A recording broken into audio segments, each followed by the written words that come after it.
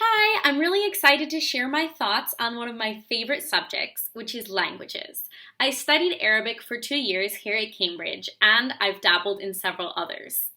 But something that really keeps me awake at night is how can we effectively communicate with others around the world, even if we don't necessarily share the same language? So, there are several possible answers to this question as I see it.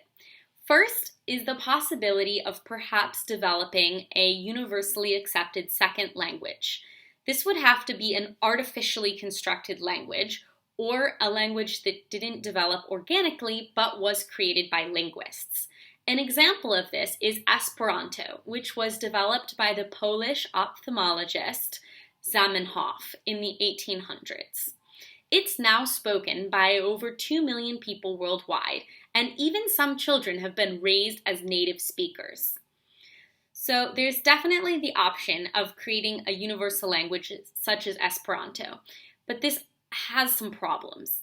First, people see language as an extension of their identity. An example of this is that Norwegian and Swedish are considered two different languages, but different dialects of Arabic are not. That's very interesting because Norwegian and Swedish are linguistically closer than Moroccan Arabic and Iraqi Arabic.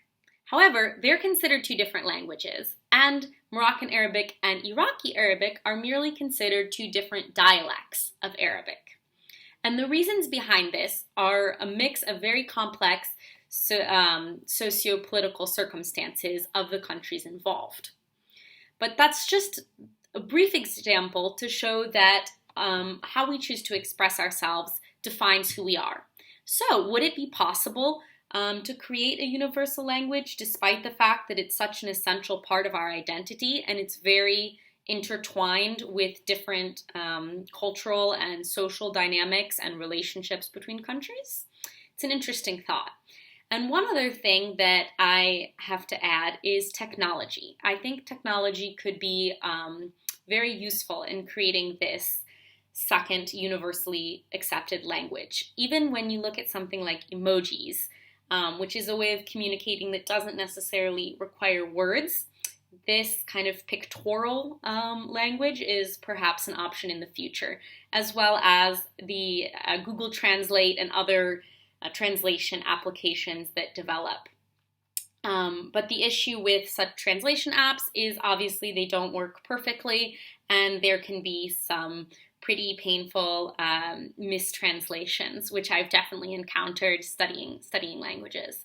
So I think about this a lot, and I find it super interesting. And thanks for listening to my thoughts.